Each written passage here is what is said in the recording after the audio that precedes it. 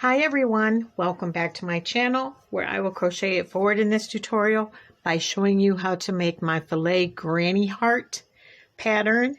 Now here I just made one of these and then repeated the pattern 4 times. So this blanket is a 4x4 just like my other blanket. If you guys follow me, I just did my last tutorial and I did this Filet heart pattern, and this is just the outside part of it. So then I created the granny heart one. So it's kind of the same concept. Of course, we're using different stitches. The granny 3 extended double crochet cluster granny. So in the tutorial I'll show you how to do this, and then I'll also put on the screen the number of chains you would need to make this size blanket.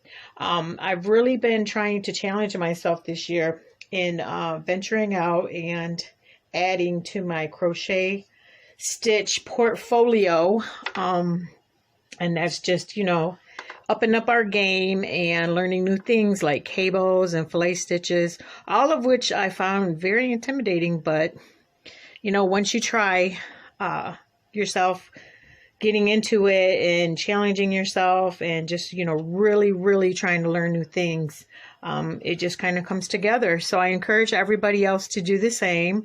So let's get started on the tutorial.